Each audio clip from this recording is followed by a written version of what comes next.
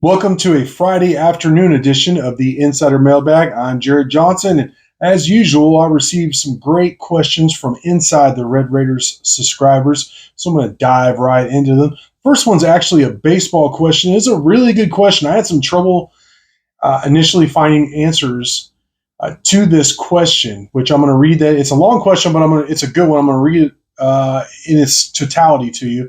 From Texas Tech Austin, one of my favorite posters on the board, by the way, he says, I'm sure every player has a bat preference. So does the player supply their own bat and get reimbursed? Does Tech have contracts with bat manufacturers and players can only pick from these groups? He's just curious. He says, as I've seen some teams where every player seems to use a bat from the same company. He said, so I assume there was a contract there, but Tech guys use different brands. Yeah, I got to give an assist to my radio show producer, Sean Dillon of Alpha Media. He produces the weekly Texas Tech Sports radio show I do called The Rock and Pregame on Rock 101.1 here in Lubbock. Right now, it's on Fridays from 11 to 1 during football season. It's 2 hours leading up to game time. But Sean Dillon does a great job covering Texas Tech. You hear him in a lot of those press conferences.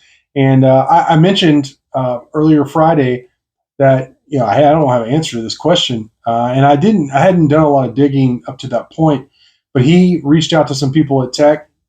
I didn't know he was going to do that, but I guess he was curious, and he actually found an answer. He got an answer from one of the SIDs at Texas Tech, who said, and this is really interesting. Great question and interesting answer. Texas Tech does not have a contract with a bat manufacturer, and head coach Tim Tadlock wants his players to be comfortable, bring the bat that they want. So Texas Tech Austin, when you see them using bats from different companies, it's because the Tech players get to choose the bats they want to use, and then Tech will buy them, and then those players use them. So it's different, like you said. For other teams, they'll use the same.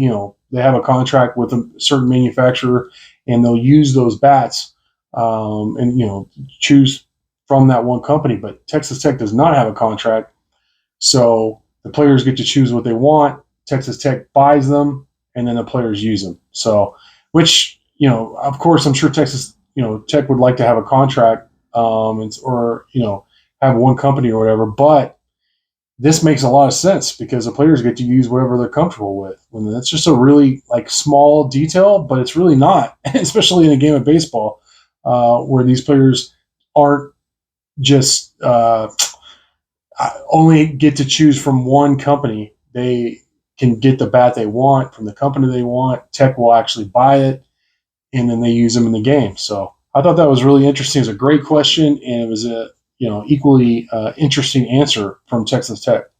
Next question comes from Syntax, who says, so we now know that around half of all the basketball players enter the portal. Is it almost a waste of time now to recruit and develop high school players? That's a great question. I received a lot of questions and heard a lot of consternation from Texas Tech fans over the fact that Texas Tech didn't bring in anybody in the 2024 high school basketball recruiting class.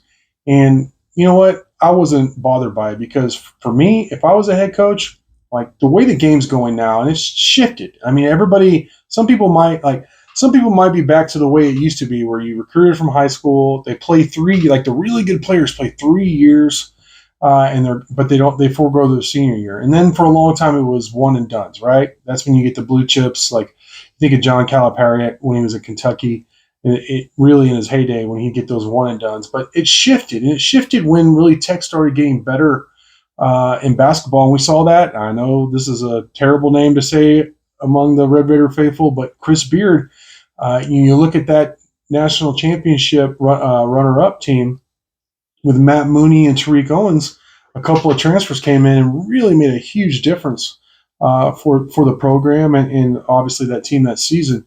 But you started seeing what we see now is basically even the top programs, whether you're Duke or North Carolina or Texas Tech, has been to 4 Sweet 16s in the last however many years.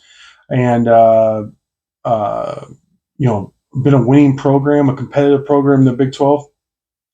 What you see is the veteran teams are who's winning.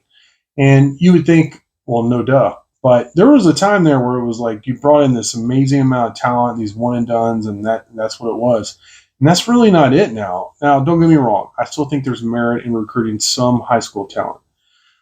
But I think the bulk of your team should be via the transfer portal. So really what it's become for high school or college coaches now, and this is asking a lot, but what it's become is you're going to lose a bulk of your roster every year, even if you're at a great program. You're going to bring in a bunch of guys. And probably, if you're at a good program with a lot to offer, and specifically, that bag, as the recruits like to say, NIL backing, then you're going to bring in some really talented players. So it becomes the onus is on these coaches to put together almost a completely new team, or at least like half or more than half the roster. Bring all these personalities together, these styles, and mold them and get them to play your brand of basketball and ultimately, of course, win every year. You have to do that every year. Now, I think you've seen guys like Jay Wright who said, you know what, I don't want to do that. I think you've seen some of the veteran, like Hall of Fame coaches say, the game has changed. This is crazy. I'm not going to do this. And I understand that. Of all the college sports that I would not want to coach, I think basketball now, not 20 years ago, but as it stands now, I would not want to coach college basketball right now. Now, there's some guys who are doing a good job. I think Grant McCaslin's the right man for the job at Texas Tech. We're seeing them retool the roster. They have a couple of visitors this weekend that are very interesting. They've retained some guys that I think they wanted, and then they brought in some guys. Of course, Elijah Hawkins is a big time commit they picked up from after he visited last weekend, and I think Texas Tech's going to be very good next year. They're going to be competitive, but you look at it, they do have the NIL backing. They have great facilities. They're in the best conference, so not everybody's in that situation. I think the guys like New Mexico, the mid majors, it would really suck to be a head coach at one of those schools and successfully recruit them out of high school. They get into your program, they crush it, and then they're gone. Now, I don't begrudge the players for taking advantage of that. Going back to your question, should you recruit high school players? I really don't think. I would not recruit high school guys expecting to develop them. I think, as Mighty Joe said on the board here recently, if you're bringing in a high school guy, it's a guy you expect to immediately contribute, or maybe on the other extreme end of the ledger, a guy who's a big time project, developmental project, and then you hope he hangs around for more than 1 year and you can develop him, and maybe by year 2 he is who you want him to be. But no, high school recruiting for me, if I was a college coach, no, I would. I'm going to the transfer portal, especially like where Texas Tech is situated. Next question, and it's a valid question. Okay, it's year 3 of the Joey McGuire era. But Tech Freak wants to know: does Texas Tech win the Big 12 championship or play in the Big 12 championship game next year? I'm going to say no.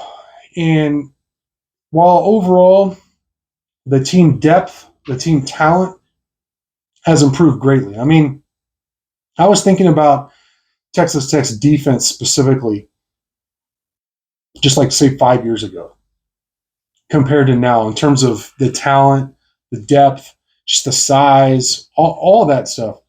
And it's night and day. But I have 2 major questions. And I know I sound like a broken record, but I think it's valid. And I think when we get to the season, people are going to be like, what's wrong with Texas Tech's offensive line? What's going on at quarterback? And like I told you before spring ball even started, I have questions at quarterback. I have questions on the offensive line. And so I think if you got the coaches one-on-one off the record and got them to be truthful with you, they would say the same thing. Now, I do think there's helps on the way in both positions, but specifically the offensive line, they've recruited much better the last couple cycles.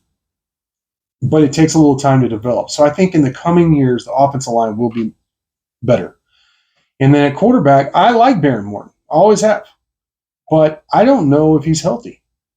I don't think anybody can really say, oh, he's going to be all right. I don't know if Baron Morton can tell you, like, with a straight face, oh, I'm sure my shoulder is going to be just fine.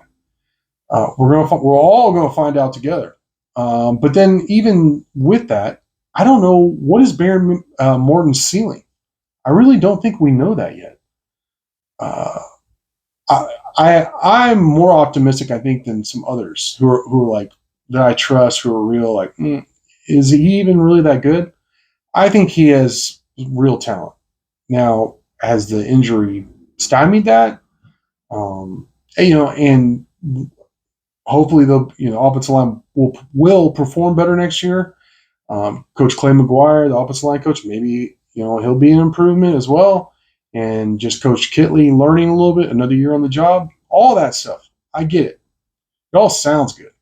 I'm just saying we don't know how good Baron Morton is. He hasn't been healthy. He hasn't been the guy very long. He hasn't been the guy, like the starting guy when healthy yet. So I think all those questions are valid. That's why at the all-important quarterback position, going back to that, that's why I can't say I think Texas Tech will definitely, I'm not going to sit here and say I think they'll play in the Big 12 championship game. I think it'll be a good season. I think the schedule's very advantageous on paper. They have 7 home games of the 12 regular season games. They have a couple byes. In terms of who they're playing, there's some good teams on their schedule. Don't get me wrong, but it's not. It's it's not like the Big 12 South when Coach Leach was here way back in the day. You don't have a loaded Texas, Oklahoma State, all that on the roster. So I think Tech's going to have a really good season. I've predicted 8 wins. This is way too early to say that, but I think those 2 questions that keep going in my head, keep going around in my head about this program or this team going into next season is why I can't say I think they'll be in the Big 12 championship. Next question comes from Syntex Red Raider. He says, do you see Texas Tech football getting another 5-star player anytime soon? Absolutely. Now, Micah Hudson was a perfect storm for Texas Tech. He's his stepfather, but his dad played at Texas Tech. He's a unique individual. Joey McGuire, James Blanchard, so many guys on the staff I can mention are very good recruiters. It was just a perfect storm to land that 5-star recruit.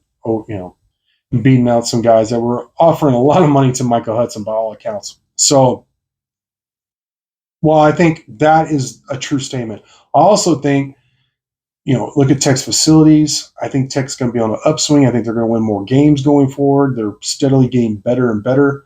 Joe McGuire is one of the best salesmen I've ever been around. Great closer. They have great recruiting staff. I do think they will get another 5-star. Now, will it be in 2025, 2026? Who's that player? I can't tell you that, but I do think Texas Tech will get another 5-star recruit in football at some point relatively soon. Let's say by the 2027 cycle. You can hold me to that.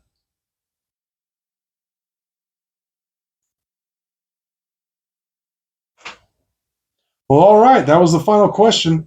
Great stuff from Inside the Red Raider subscribers, as always. I really appreciate it. Thank you for watching, and until next time.